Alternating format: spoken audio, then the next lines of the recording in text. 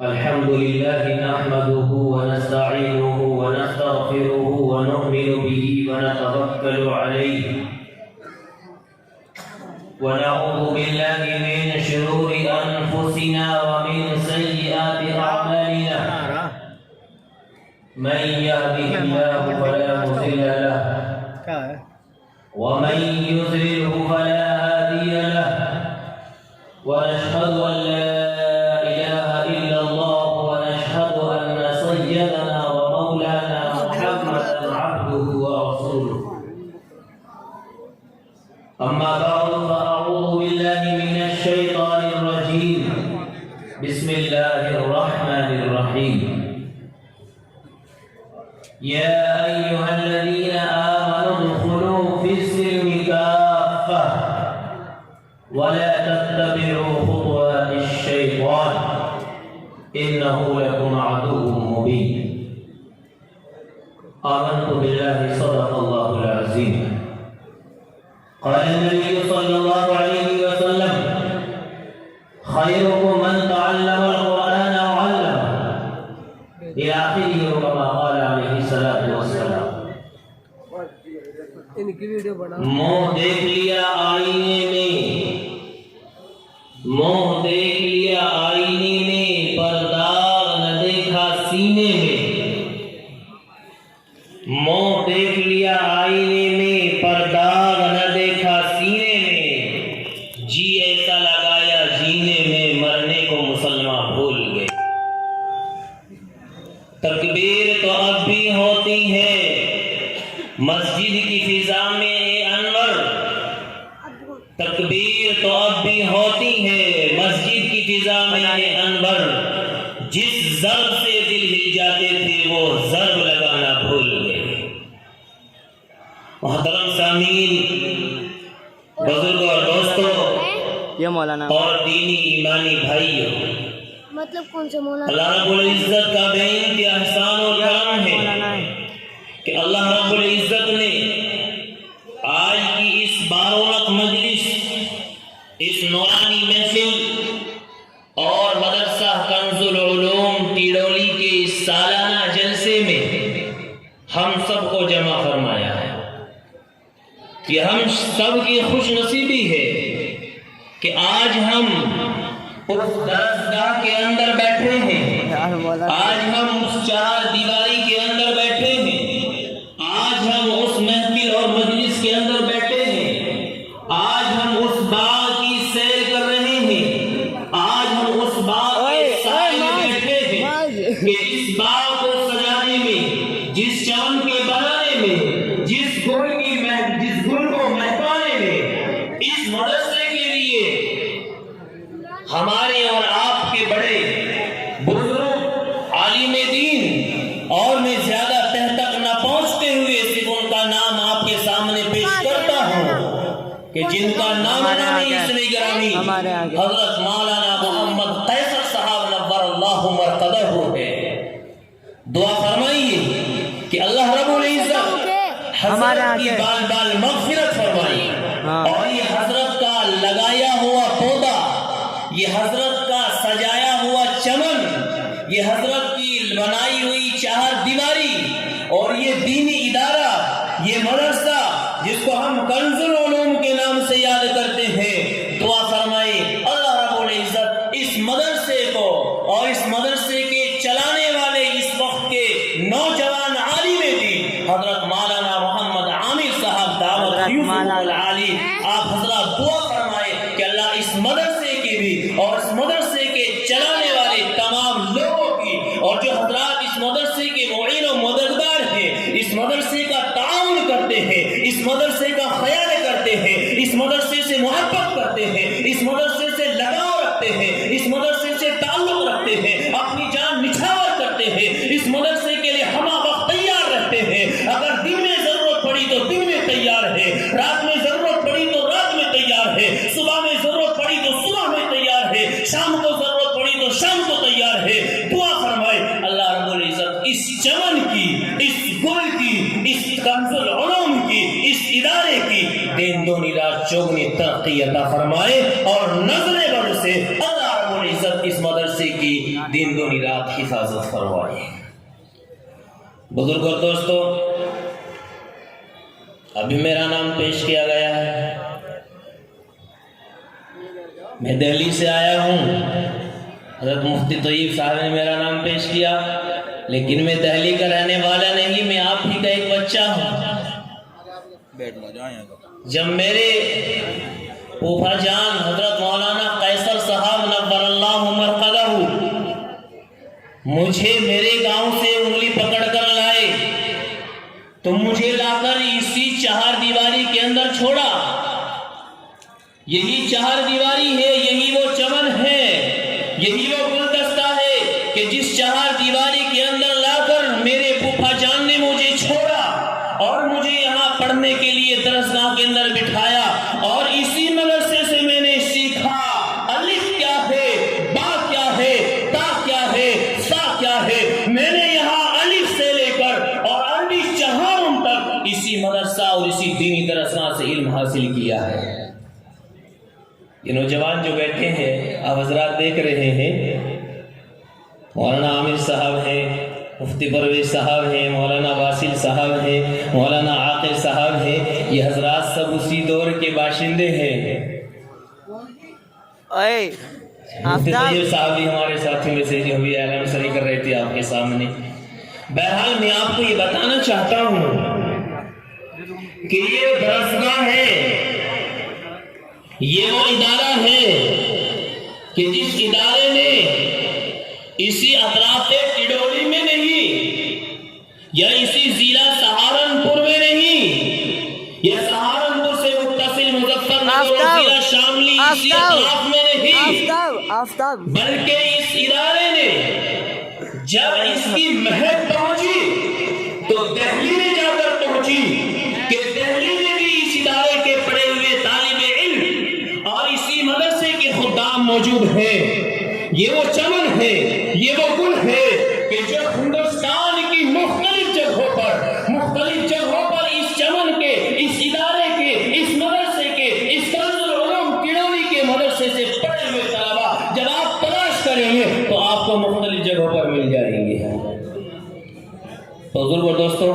زیادہ تفصیل میں جانے کی ضرورت نہیں، کیونکہ 1 بجے اذان نماز بھی پڑھنی ہے، دوسری نشست کا انعقاد بھی ہونا ہے۔ تو میں نے آپ کے سامنے قرآن مقدس کی ایک مختصر آیت پڑھی،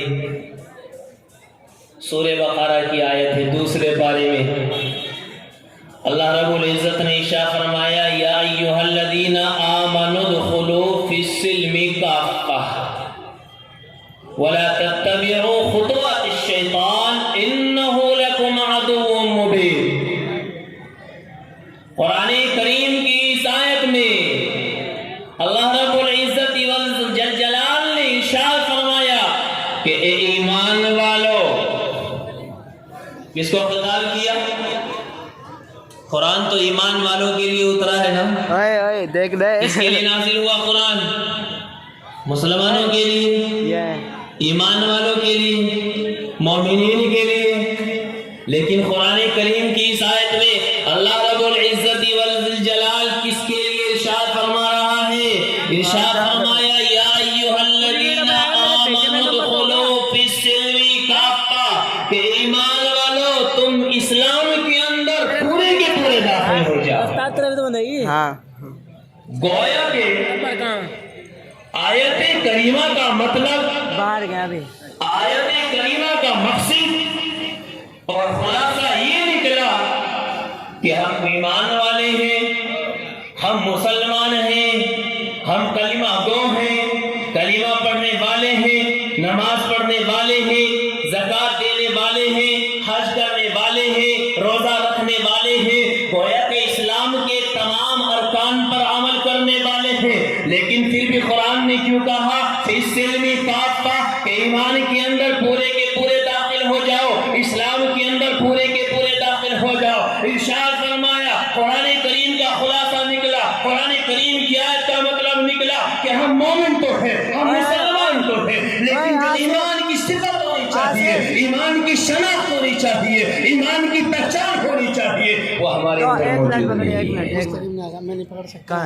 कहाँ वो सारी चीजों को हमने छोड़ रखा है। अल्ताफ तक 1 मिनट। क्या शनाख्त है ईमान की? रईस क्या पहचान है ईमान की? क्या ईमान की सिर्फ यही पहचान है? 1 मिनट पकड़े, 1 मिनट। क्या इस्लाम की सिर्फ यही पहचान है कि हम नमाज पढ़े, रोजा रखें? ये तो हमारे ऊपर फर्ज है, अल्लाह की तरफ से फर्ज की हुई चीज है,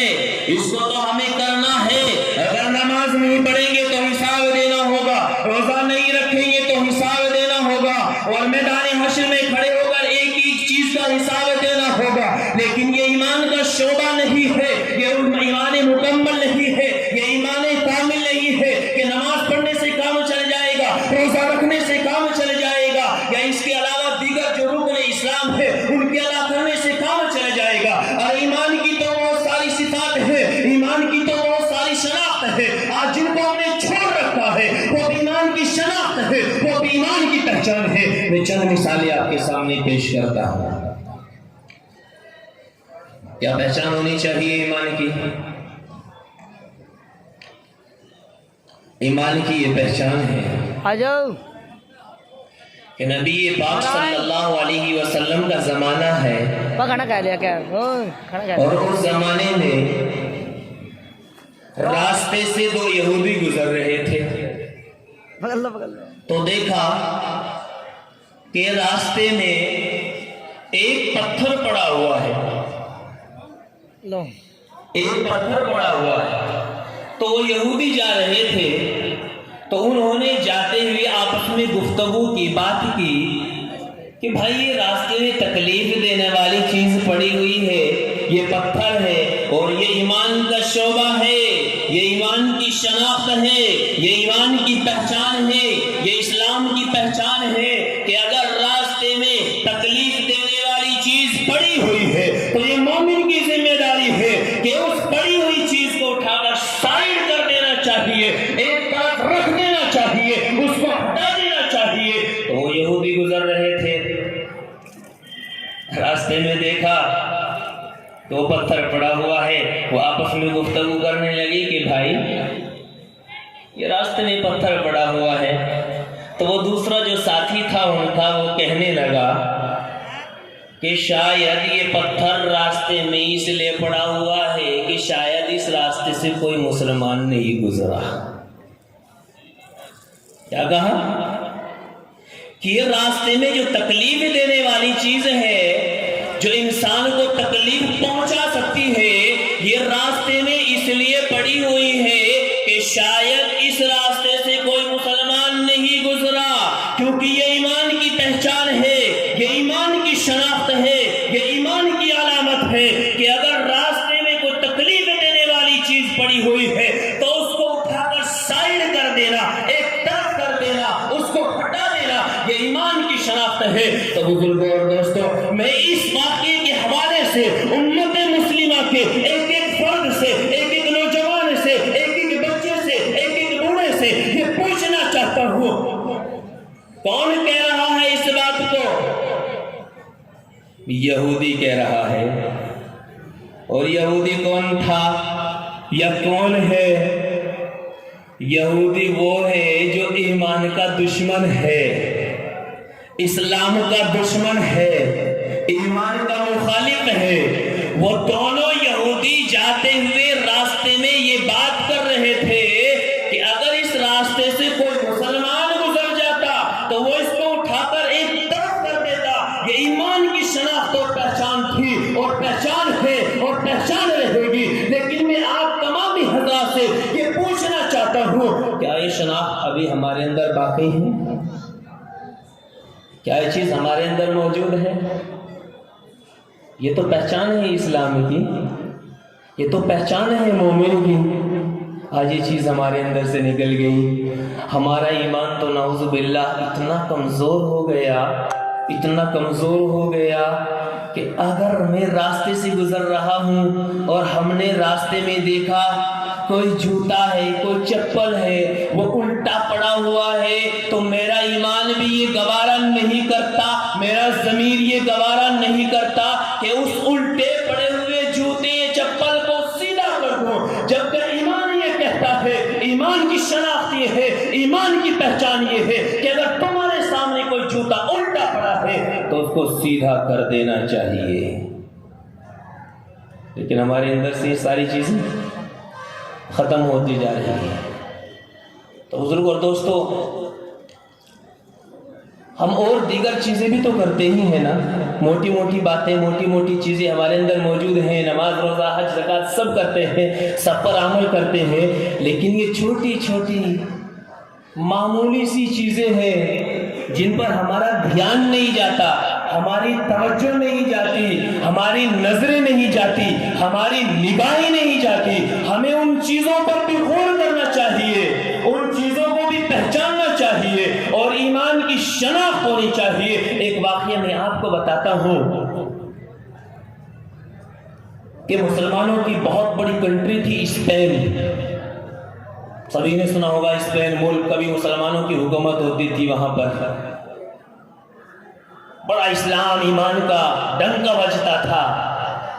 لیکن جب ہم ایمان سے دور ہو گئے، اسلام سے دور ہو گئے، جیسا کہ آج ہمارا بھی یہی حال ہو رہا ہے، ہم ہندوستان میں رہتے ہیں لیکن ہمارے اندر بھی وہ چیزیں آ رہی ہیں جو اس وقت میں اسپین کے لوگوں کے اندر آ رہی تھی۔ اللہ سے دعا کرے کہ اللہ ہماری بھی اور ہمارے ایمان کی بھی حفاظت فرمائے۔ اسپین وہی ملک تھا کہ جہاں پر اسلامی حکومت تھی، مسلمان چین و سکون سے رہتا تھا، لیکن جب انہوں نے اسلام کو نہیں پہچانا، اسلام کی شناخت کو نہیں پہچانا، اسلام کے اندر اتر کر نہیں دیکھا، اسلام کے اندر جان پہچان کر نہیں دیکھا، اسلام کو فالو نہیں کیا، اسلام پر عمل نہیں کیا، ایمان پر صحیح طریقے سے نہیں چلے، تو اسی اسپین کے اندر سے مسلمانوں کو بھگایا گیا، مسلمانوں کو نکالا گیا۔ تو جب مسلمانوں کو وہاں سے بالکل نکال دیا گیا، صاف کر دیا گیا، اور وہاں کے لوگوں نے یہ سوچا کہ اب اس ملک کے اسپین سے سارے مسلمان ختم ہو گئے، کیونکہ مسلمان کی پہچان کیا ہے؟ ٹوپی پہننا۔ مسلمان کی پہچان کیا ہے؟ داڑھی رکھنا، اسلامی لباس پہننا۔ لیکن آج کیا ہو گیا؟ مسلمانوں کو کیا ہو گیا کہ مسلمانوں نے بھی غیروں کا طریقہ اختیار کر لیا، نہ داڑھی کا خیال ہے، نہ ٹوپی کا خیال ہے، نہ اسلامی لباس کا خیال ہے۔ لوگ غیروں کی طرح، ہمارے اندر بھی وہی چیزیں آ گئی جو غیروں کے اندر ہوا کرتی تھی۔ تو اسپین کے لوگوں نے جب وہاں سے اسلامی حکومت کو ختم کر دیا گیا، مسلمانوں کو ختم کرنے کی کوشش کی گئی اور مسلمانوں کو وہاں سے مٹا دیا گیا، ہٹا دیا گیا، تو اس وقت میں اسپین کے لوگوں نے آپس میں یہ مشورہ کیا کہ دیکھتے ہیں کہ ابھی بھی کوئی مسلمان اسپین کے اندر باقی تو نہیں رہا۔ یہ جانچنے کے لیے کہ کوئی مسلمان اسپین کے اندر موجود تو نہیں ہے، تو اسپین کے لوگوں نے ایک سازش رچی، اور سازش یہ رچی کہ راستے پر چوراہے پر ایک ایسے مریض کو بٹھا دیا جو معذور تھا، کوڑھ کے مریض میں مبتلا تھا، اپنی بیماری میں مبتلا تھا، اپنی پریشانی میں مبتلا تھا۔ اس ایک ایسے شخص کو راستے پر چوراہے پر بٹھا دیا اور اس کے چاروں طرف ارد گرد پانی کا مٹکا رکھ دیا۔ کیا رکھ دیا؟ پانی کا مٹکا رکھ دیا، اور اس سے یہ کہا، اس شخص سے، بیٹھنے والے شخص سے، اس مریض سے جو کوڑھ کے مریض میں مبتلا تھا، جو چل کر پانی نہیں پی سکتا تھا، پیروں سے معذور تھا، ہاتھوں سے معذور تھا، کہ جب بھی کوئی شخص اس چوراہے سے گزرے تو اس سے کہنا کہ مجھے پانی پلا دو۔ کیا کہنا؟ کہ مجھے پانی پلا دو۔ تو اسپین کے لوگ تو بڑے سمجھدار تھے،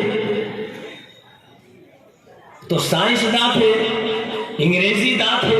انگریزی پڑھنے والے سمجھدار انسان تھے،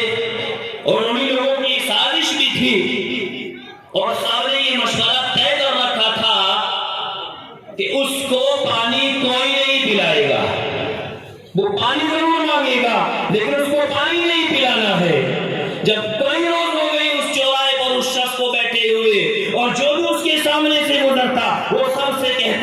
پلیز مجھے پانی پلا دو، مجھے پانی پینا ہے، مجھے پیاس لگ رہی ہے۔ لوگ اس کو دیکھتے آگے گزر جاتے، کسی نے بھی پانی نہیں پلایا۔ جب کئی روز گزر گئے، ایک شخص آیا، ٹائی کوٹ پینٹ میں وہ شخص ہے، اس کے چہرے پر داڑھی نہیں ہے، اس کے سر پر ٹوپی نہیں ہے۔ وہ شخص آتا ہے اور جب اس کے سامنے سے گزرتا ہے تو اس سے پوچھتے ہیں، وہ انسان سوال کرتا ہے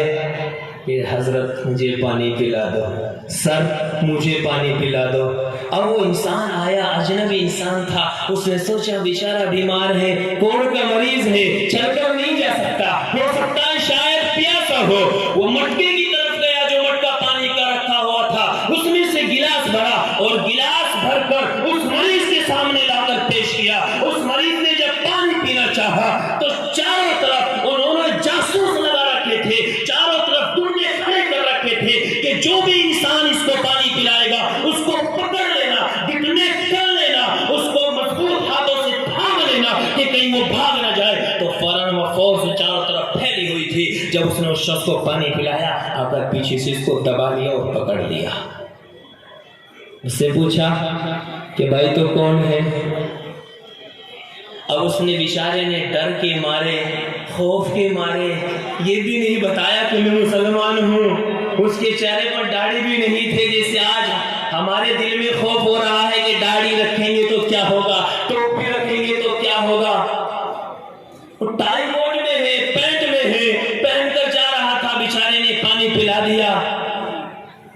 اب جو ہے جب اس پولیس نے، اس فورس کے دستے نے اس کو کڈنیپ کر لیا تو عدالت میں لے جا کر کھڑا کیا۔ جب اس سے نام پوچھا تو نام پوچھنے کے بعد اس نے پہلے اپنا نام کوئی غیر مسلم کا بتایا۔ اس نے کہا کہ نہیں، عدالت میں کھڑے ہو کر بولا کہ نہیں، جھوٹ بول رہے ہو، تم غیر مسلم نہیں ہو سکتے، اس لیے کہ اس چلتے ہوئے چوراہے پر بیٹھے ہوئے مریض کو اگر کوئی پانی پلا سکتا ہے تو ایک مسلمان کی پہچان ہے، وہ ایک اسلام کی پہچان ہے، وہ ایک اسلام کی شناخت ہے کہ پیاسے کو پانی پلانا، بھوکے کو پانی پلانا، ننگے کو کپڑا پہنانا، یہ اسلام کی شناخت ہو سکتی ہے۔ غیر مسلم یہ کام نہیں کر سکتا، اس لیے تو اپنا نام جھوٹ بتا رہا ہے، غلط بتا رہا ہے، صحیح بتا۔ پھر اس نے بتایا کہ میرا نام تو یہ فلاں مسلمان ہے۔ کھڑائی فون تو میں آپ کو یہ بتانا چاہتا ہوں فون پکڑ لے گا کہ ہماری پہچان تو یہ تھی، ہماری شناخت تو یہ تھی، ہمیں تو لوگ ہمارے کردار سے پہچانتے تھے، ہمارے اخلاق سے پہچانتے تھے، ہمارے اعمال سے پہچانتے تھے، لیکن آج ہم نے یہ ساری شناختیں چھوڑ دی۔ تو بزرگوں اور دوستو، المختصر یہ کہ اب اس کا اختتام ہونے جا رہا ہے کیونکہ نماز کا وقت قریب ہے۔ میں آپ کو ان دونوں واقعوں کے حوالے سے اور قرآن کریم کی جو آیت میں نے پڑھی اس کے حوالے سے اور حدیث پاک کا جو جملہ میں نے آپ کے سامنے پڑھا، خیرکم من تعلم القرآن وعلمہ، اس کے حوالے سے یہی آخری بات کہنا چاہتا ہوں کہ آج کے اس اجلاس میں، اس ادارے میں جو یہ جشن سجائی گئی ہے، یہ پروگرام سجایا گیا ہے، اس پروگرام میں ہم یہ نیت لے کر آئے ہیں اور یہ نیت لے کر آنا چاہیے، یہ عہد لے کر آنا چاہیے جب ہم دینی اداروں میں، دینی مجلسوں میں، دینی محفلوں میں جائیں تو یہ نیت لے کر آئیں کہ انشاءاللہ جو کہا جائے گا اس کو سنیں گے اور جو سنا جائے گا اس پر عمل کریں گے نا انشاءاللہ۔ ابھی نماز کے بعد ہمارے اکابرین کی جو لمبی فہرست ہے، ہمارے علماء اور مشائخ جو دور دراز سے تشریف آپ کی محبت میں اپنے سفر کو طے کر کے یہاں آئے ہیں، تو تمامی حضرات نماز سے فارغ ہو کر جو ذمہ داران کی طرف سے آپ کو اپیل ملی ہے، جو کہا گیا ہے، اس پر ہمیں انشاءاللہ عمل کرنا ہے۔ بس آپ خود بھی اپنے بچوں کو، اپنے گھر میں عورتوں کو، خاص طور سے